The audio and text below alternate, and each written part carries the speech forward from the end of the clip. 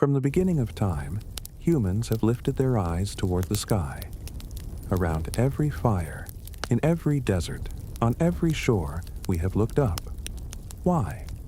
What draws us so strongly to that endless blue by day and that deep field of stars by night?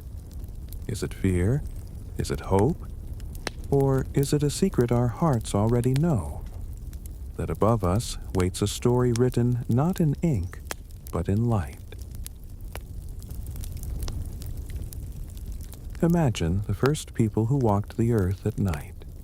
With no cities, no street lamps, only the dark and the fire, the heavens stretched wide and clear. The moon was their lantern. The stars were countless sparks scattered across a velvet dome. To them, this vast roof was no empty space. It was alive. It was the home of gods, of ancestors, of mysteries beyond the reach of touch. Looking up was like listening to a voice from another world, a voice that promised meaning. The sky humbles us. Its size makes our lives feel small, yet it also makes us feel part of something greater. The stars do not belong to one tribe, one land, or one nation. They belong to everyone. When we look up, we see what our ancestors saw. The same stars watched over them. The same stars will shine long after us. To gaze upward is to feel both fragile and infinite, tiny and eternal, alone and together. It is to remember we are threads in a much larger pattern. Every time we look up, we are part of the oldest tradition on Earth.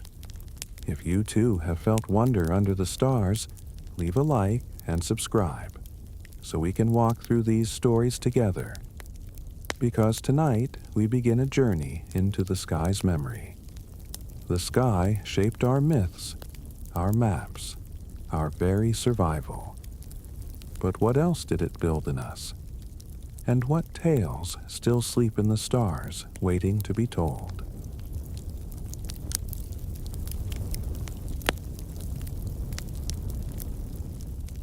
Long before compasses or GPS, the stars were guides. The Polynesian sailors looked at the heavens as if they were a living map. They memorized the rising and setting of stars to know where they were in the endless ocean. To them, the sky was not far away. It was close, useful, and kind.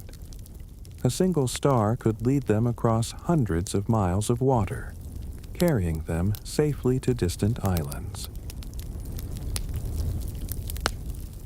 Yet this skill was not only practical, it was sacred.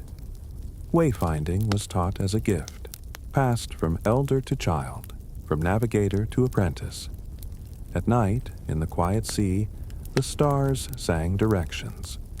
The ocean waves themselves whispered with patterns that matched the sky.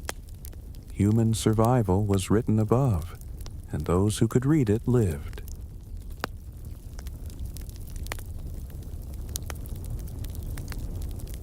Civilizations on land also depended on the heavens. Farmers looked to the stars and the sun to know when to plant and when to harvest. In ancient Egypt, the rising of one bright star, Sirius, told them that the Nile would soon flood. This flood was life. It brought water and rich soil for crops. Without the star's signal, there was uncertainty. With it, there was hope.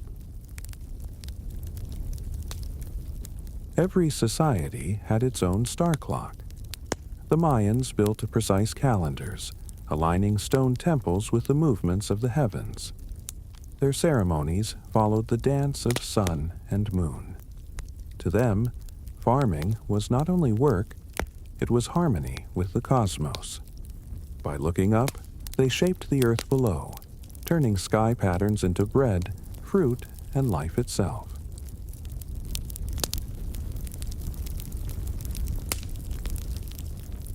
High in the jungles of Central America, the Mayans raised stone temples that reached for the heavens. These temples were not only homes of gods, but also observatories. From their steps, priests watched the stars with careful eyes, recording each movement. Their calendar was more exact than many we use today. Every eclipse, every solstice, every celestial cycle was known. For the Mayans, the sky was order itself. By understanding it, they brought order to their world. Crops grew on time, rituals flowed with the seasons, and kings claimed power by standing as guardians of cosmic knowledge. Their cities, carved from stone, were like mirrors of the sky above, proof that by looking upward, humanity could shape entire civilizations.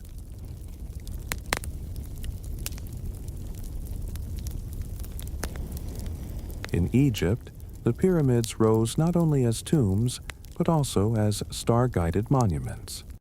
Their edges and corridors pointed with precision to the heavens. The Great Pyramid of Giza, for example, aligns with the constellation Orion, which Egyptians linked to Osiris, the god of rebirth. These alignments were not mistakes.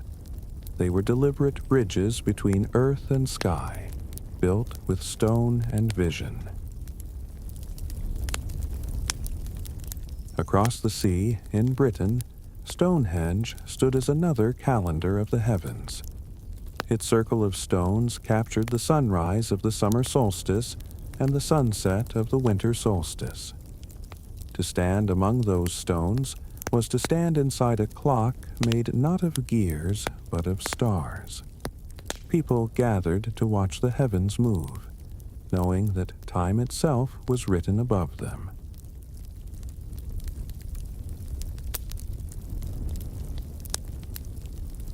In Mesopotamia, the first great cities looked upward for guidance. Priests climbed high ziggurats, towering stair temples, to read the heavens. To them, the stars were not silent. They were messages. Every movement meant something. A comet might warn of war. A bright star might bless a king. Night after night, priests recorded their observations, filling clay tablets with the earliest records of astronomy. But these were not only scientific notes, they were sacred scripts. Each sign was tied to gods, to destiny, to the rhythm of life. The people believed the priests spoke the language of the sky. When the harvest was good or the floods gentle, the stars were praised. When disaster struck, the heavens were blamed. The sky was their library, their temple, and their law.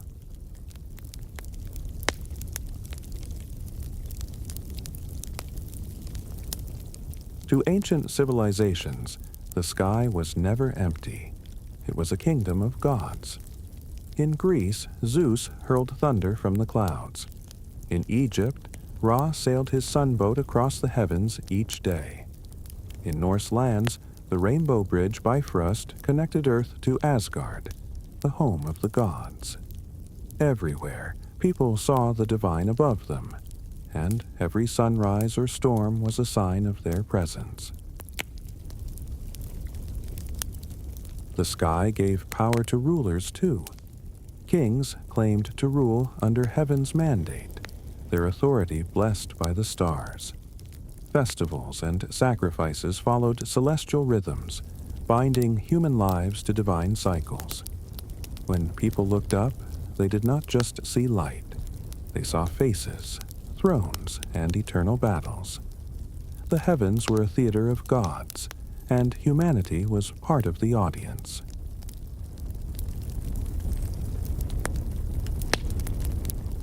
The heavens were not only stories or guides, they were rules. Festivals, rituals, and even daily work often followed the movements of the sun and moon. In ancient China, emperors declared their power as the mandate of heaven. If the skies showed harmony, the emperor was just. But if the skies darkened with eclipses or storms, people whispered that the ruler had lost heaven's favor. In this way, the sky judged kings and guided peasants. Time itself was given shape by its rhythms. Farmers, sailors, and rulers looked upward not only for comfort but also for order. The sky was a clock, a judge, and a teacher, reminding all people that life below was tied to the patterns above.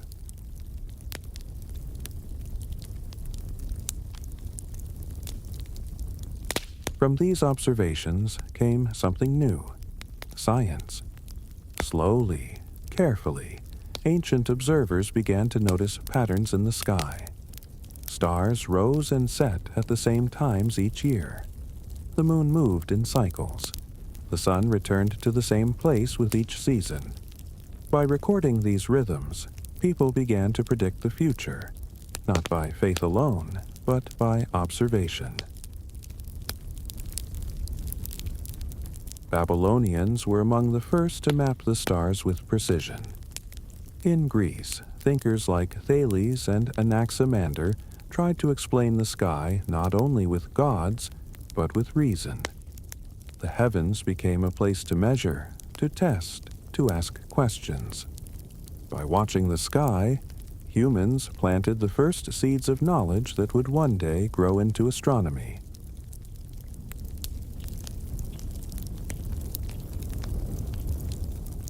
Think about your own nights under the sky. Have you ever felt small, or maybe infinite, while looking at the stars? The same feelings touched the Mayans, the Egyptians, the Greeks, and all who came before us. If you too have felt that wonder, take a moment to like this video, leave a comment, and subscribe. Share your story of the night sky. It connects us across time. Because by looking up, we are not only remembering the past, we are part of the same tradition that guided ships, fed nations, and inspired kings. The sky belongs to all of us, and every glance upward adds your voice to humanity's oldest story.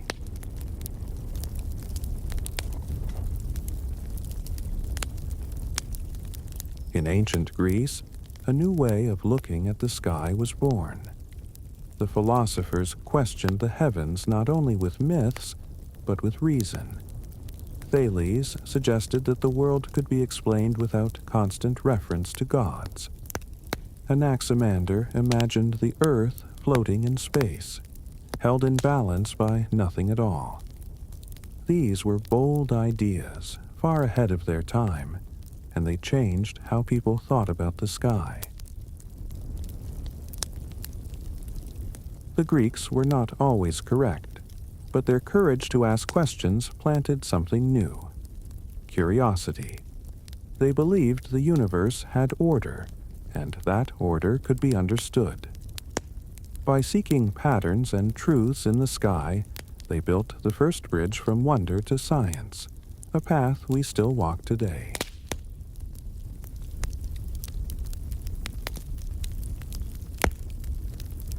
The sky did not only shape calendars and science, it shaped identity.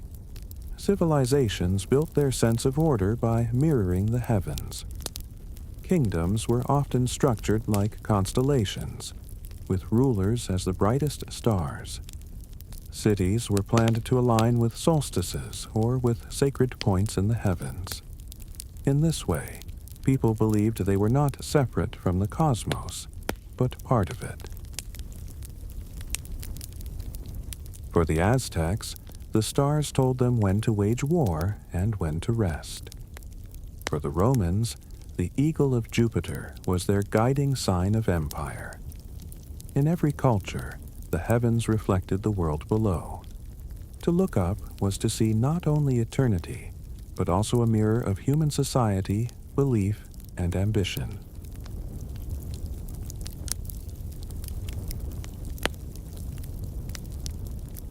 For all these civilizations, The sky was both a tool and a temple. It guided ships, fed nations, crowned kings, and inspired the first scientists. Yet, beyond maps and calendars, it also whispered stories. The stars formed shapes, hunters, animals, gods, that gave people meaning on quiet nights. These were not just lights. They were words in a vast, cosmic book. And so the question remains. If the sky could shape entire civilizations with its power, what stories did it tell to the human imagination? What patterns and myths did people draw among the stars? That is where our journey now turns, into the sky's storybook, where the heavens became tales.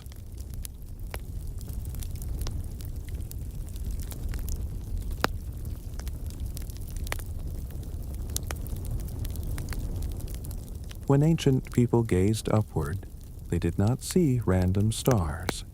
They saw shapes. Among the brightest patterns was Orion, the hunter, stretching across the winter sky with his belt of 3 stars. For the Greeks, he was a mighty figure, a warrior placed among the heavens after his death. For others, the same stars formed different pictures. To some cultures, Orion was not a hunter at all, but a guide, a marker for farming or a signal for journeys. Another great shape was Ursa Major, the Great Bear. Its 7 main stars shine clearly, easy to find. In North America, many native tribes told stories about hunters chasing this bear across the sky. Each autumn, when the constellation dipped low, they said the bear's blood fell to the earth, coloring the leaves red. In this way, the stars were not distant. They lived in every season and story on Earth.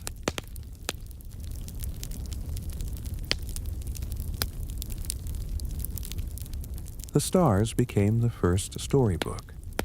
Around fires, families listened as elders turned bright points into heroes, animals, and lessons. A child looking up did not see emptiness, but a sky alive with meaning. In Greece, each constellation told of gods and their trials. In Africa, the stars were woven into tales of tricksters and wise animals. Across the Pacific, the constellations spoke of voyagers, spirits, and guides across the sea.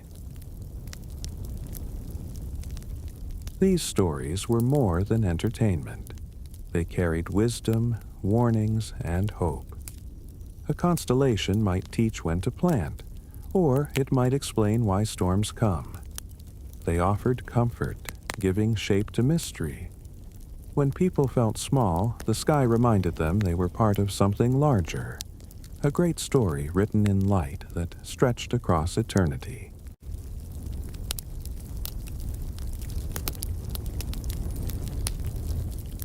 To the Greeks, the constellations were a theater of gods. Perseus shone with his sword raised, forever rescuing Andromeda. Cassiopeia sat proud and punished, chained to her starry throne. Each myth carried warnings about pride, courage, or love. By looking up, people were reminded of human struggles and divine power, written not on paper but across the night. For sailors, these constellations were also guides. The stars of Hercules or Pegasus were not only tales but directions on the open sea. Myth and survival were one.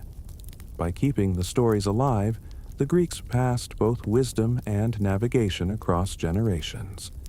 Their sky was not silent. It was a library of lessons, both practical and poetic.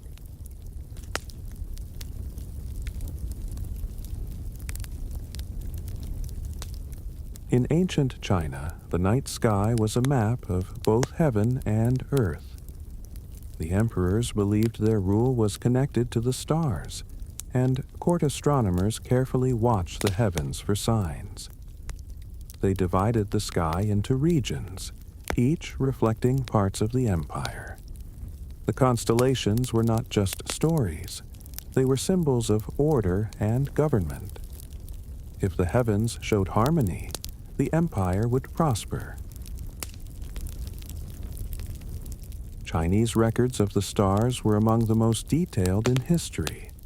They tracked comets, eclipses, and new stars with incredible care. These notes stretched back thousands of years, helping us understand the history of the heavens even today. To the Chinese, the sky was a vast scroll, filled with symbols that spoke of fate, power, and balance.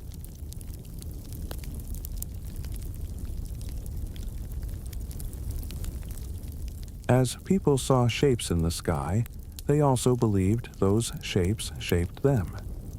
Thus was born astrology, the idea that the positions of the stars and planets could influence human lives. In Mesopotamia, early astrologers recorded the movements of Venus, Jupiter, and Mars, connecting them to fortune and fate. Kings asked, "Should we go to war? Should we harvest?" The answers, they believed, were written in the heavens. Astrology spread from Mesopotamia to Greece, to Rome, and far beyond. Even as science grew, the idea that the sky could speak about destiny remained strong. For many, it still does today. Horoscopes, zodiac signs, and celestial charts are echoes of this ancient belief, that the universe does not simply surround us, but guides us.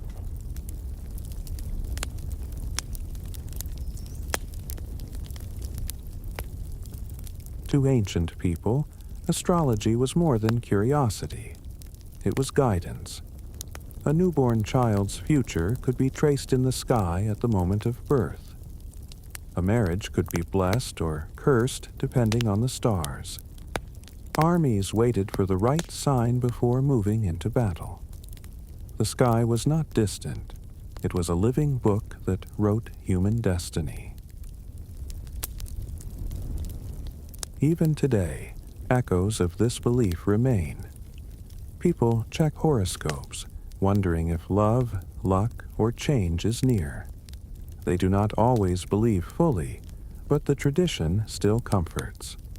Perhaps, deep inside, we carry the same instinct as our ancestors, to look up and search for meaning in the great patterns above.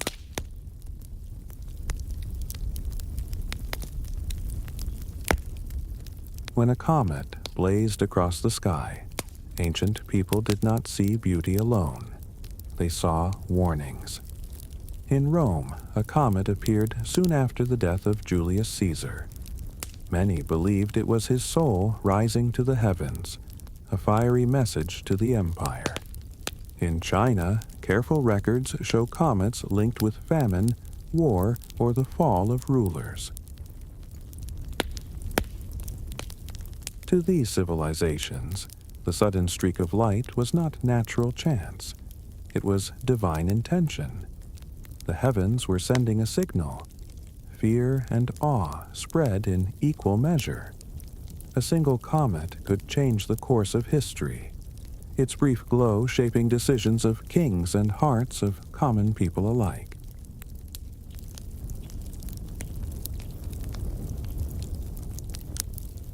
Few sights shook ancient people like an eclipse.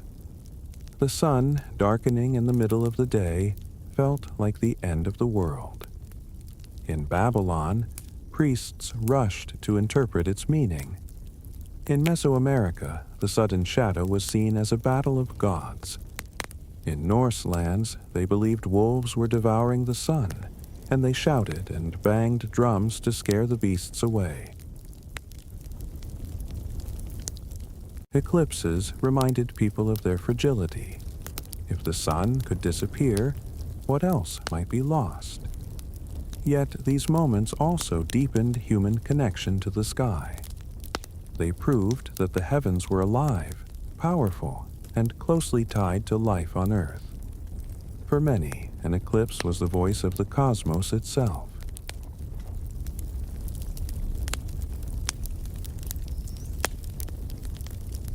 For thousands of years, people believed the sky sent messages. Comets warned of change. Eclipses brought fear. Meteor showers were seen as arrows of gods. And even now, many still look upward, searching for meaning. Do you believe the heavens send us signs? If you do, or if you don't, share your thoughts in the comments below. Take a moment to like this video and subscribe so we can continue exploring these stories together. Just as our ancestors gathered to share the meaning of the sky, we too can gather here across time to keep the wonder alive.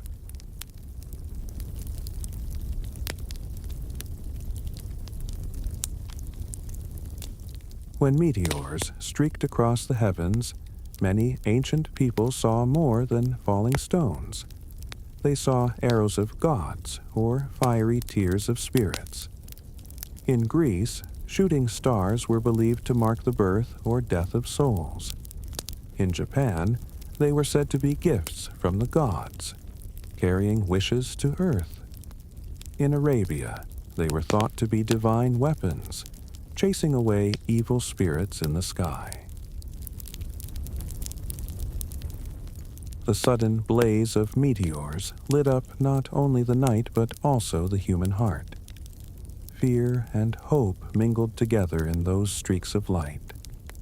To see a meteor was to feel touched by something beyond reach, a reminder that even the smallest flame in the heavens could stir stories on Earth.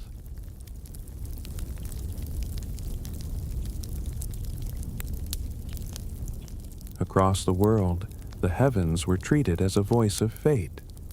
A sudden eclipse, a new star, or a storm at the wrong season could shift empires.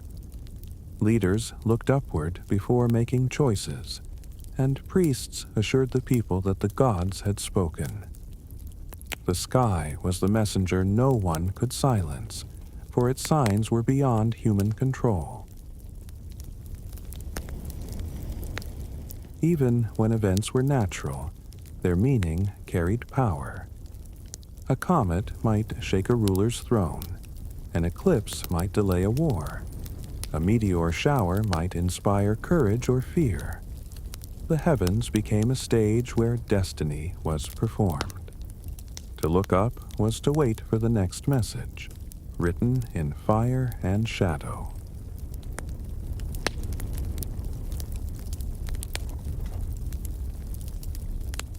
For thousands of years, the sky was a storybook. Each star was a word, each constellation a tale.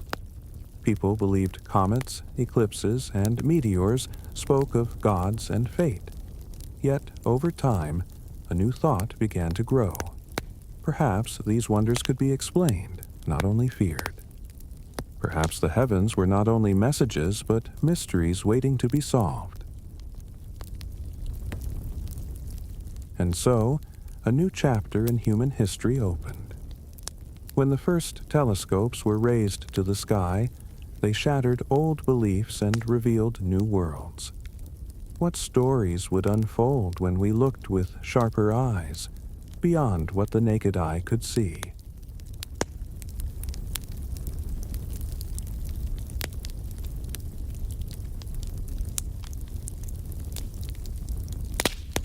For thousands of years, humans looked upward with only their eyes. But in the 17th century, a new tool changed everything. Galileo Galilei lifted a telescope toward the heavens, and what he saw shattered old beliefs. The moon, once thought to be smooth and perfect, was scarred with craters and mountains. The planet Jupiter held its own moons, tiny worlds circling another world. The sky was no longer a flat dome of perfection. It was alive with hidden places. This was not just discovery. It was revolution. Galileo's telescope proved that the universe was more complex than anyone imagined. He faced resistance, even punishment, for his findings. Yet the truth could not be silenced. The heavens were opening their secrets, and humanity had taken its first step beyond the naked eye.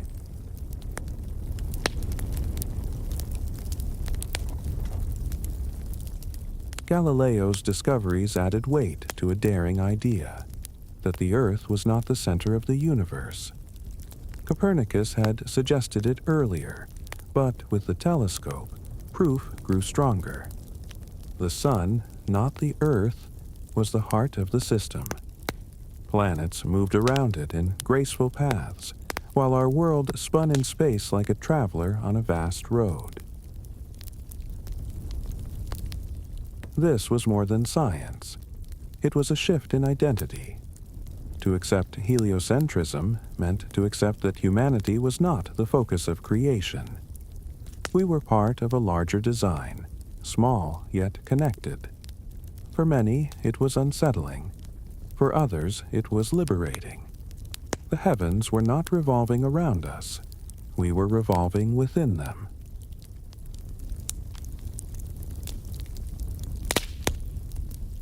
Not long after, Isaac Newton gazed at the sky with different eyes.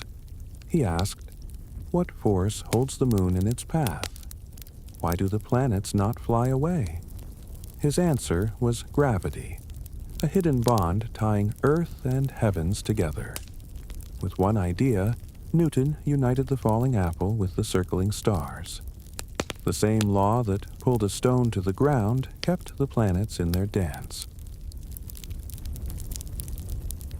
This vision gave humanity a new kind of confidence. The universe was not chaos. It had rules, elegant and simple. By understanding them, people could predict eclipses, chart the orbits of planets, and explore with certainty. The sky was no longer only mystery. It was a great machine, and humans had found the key to its gears.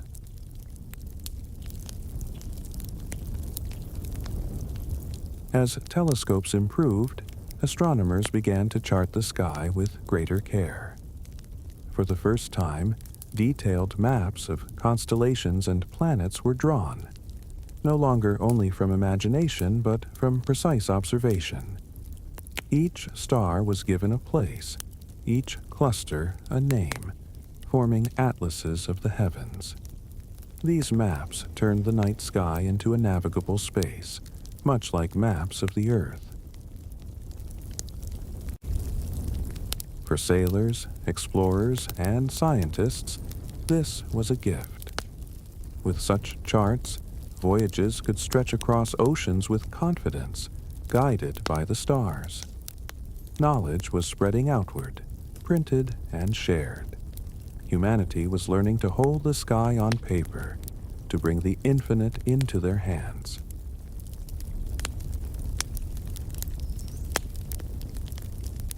In the 19th century, another invention changed astronomy: photography.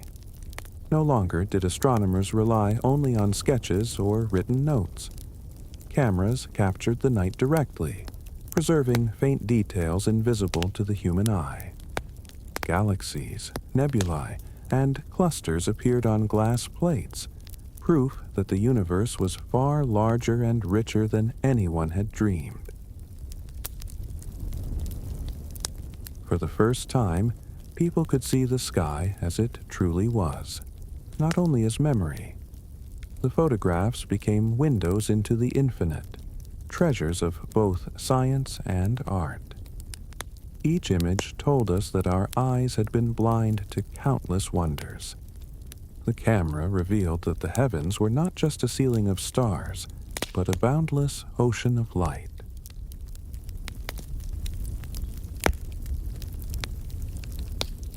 In the 20th century, the gaze upward turned into a race. Nations competed to conquer the sky, not with stories or telescopes, but with rockets. The launch of Sputnik, the first artificial satellite, shocked the world. Suddenly, the heavens were no longer unreachable. Humanity had placed its mark in orbit. This race was more than politics. It was a dream of possibility. When Yuri Gagarin became the first human to orbit the Earth, his words echoed the wonder of all who ever looked up. "I see the Earth. It is so beautiful." The sky had always been our storybook. Now, for the first time, we were writing new chapters from within it.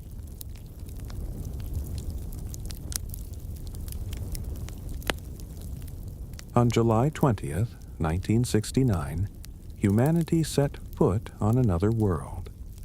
As Neil Armstrong stepped onto the moon, he carried not only an American flag but the hope of all people.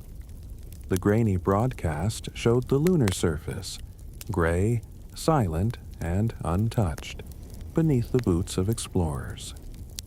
For the first time, humans looked up at the moon and knew that footprints marked its dust. The landing was more than science. It was a myth reborn. For centuries, the moon had been goddess, guardian, and guide. Now it was also neighbor, reachable and real. The phrase "one small step for man, one giant leap for mankind" echoed across the earth, proving that our oldest dream, to reach the sky, was possible.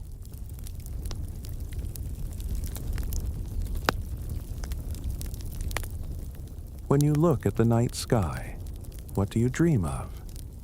Would you walk on the moon or sail to Mars? Would you drift among the stars or simply lie on Earth and watch them shine? Each of us carries our own space dream, just as our ancestors carried their own.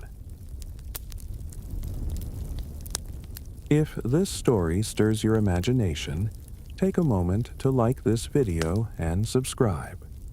Leave a comment. What is your dream of the cosmos? By sharing it, you keep alive the same flame that guided humanity from stone circles to rocket ships. The sky belongs to all of us, and your dream is part of its story.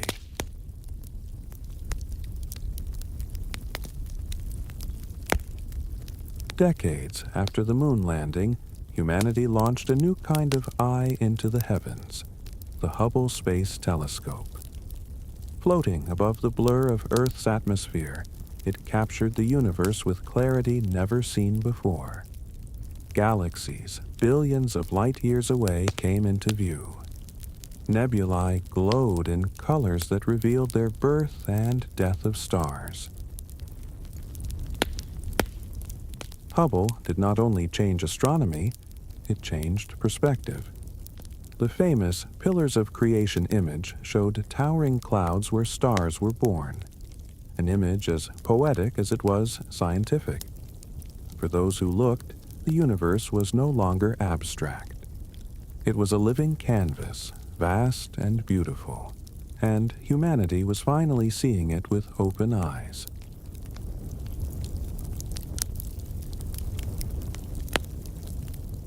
In 2021, a new eye opened in the sky, the James Webb Space Telescope. Larger and stronger than Hubble, it could see farther back in time, to the first galaxies after the birth of the universe. Its golden mirrors unfolded in space like petals of a cosmic flower, reflecting secrets billions of years old. Webb revealed colors and details beyond imagination. Clouds of dust where stars were born glowed like paintings. Planets around distant suns appeared as more than guesses. They became worlds. For the first time, humanity glimpsed the dawn of creation itself. The telescope was not only a machine, it was a window into eternity.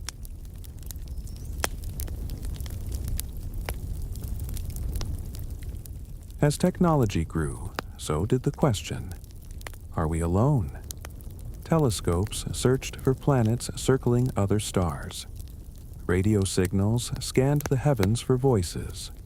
Probes flew past Mars, Jupiter, and Saturn, seeking traces of water and warmth. Everywhere, the search for life continued. This quest was not only science, it was longing. To know if another world holds life is to know more about ourselves. The search speaks to the same curiosity that made our ancestors see gods in the stars. It is the hope that the universe is not silent, that somewhere beyond the dark, we are not alone.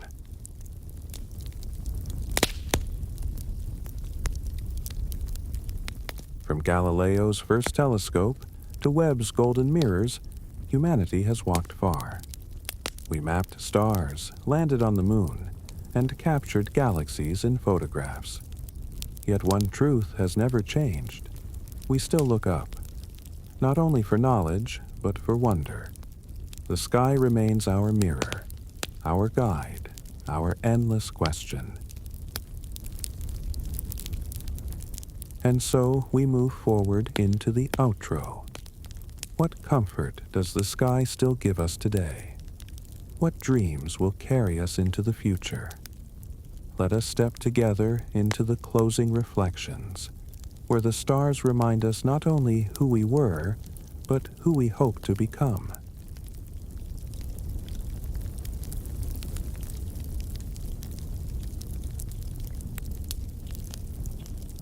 When life feels heavy, we look up.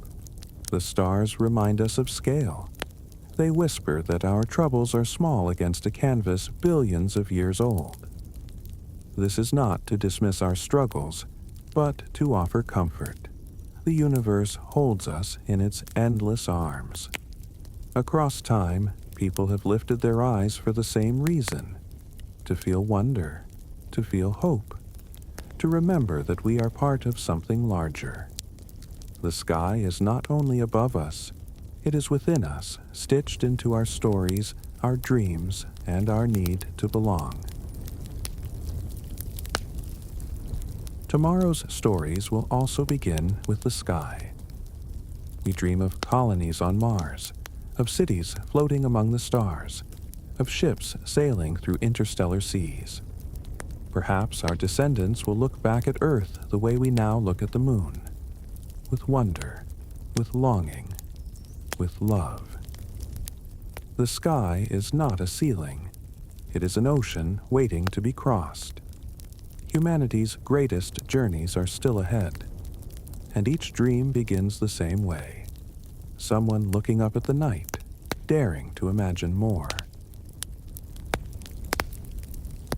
If this journey through the stars has touched you, carry it forward. Tonight, step outside. Find a quiet place. Look up at the sky and remember, you are part of this great story. Every star above you is a chapter written long before you were born, and still waiting to be read. If you wish to keep traveling with us, like this video and subscribe. Share in the comments what you saw when you looked up tonight. A single star, a bright moon, or just the dark, full of silence. Every answer is part of the same human story. The sky has always been with us. It guided our ancestors across oceans. It gave rise to myths and gods. It became the stage of science and the dream of spaceflight. And even now, as we reach higher than ever, its stories still guide us. So sleep well tonight, with the stars above your roof or your window. Know that you are part of something vast, and that wonder is never far away. Look up, and let the sky remind you that humanity's oldest story is still unfolding, one night at a time.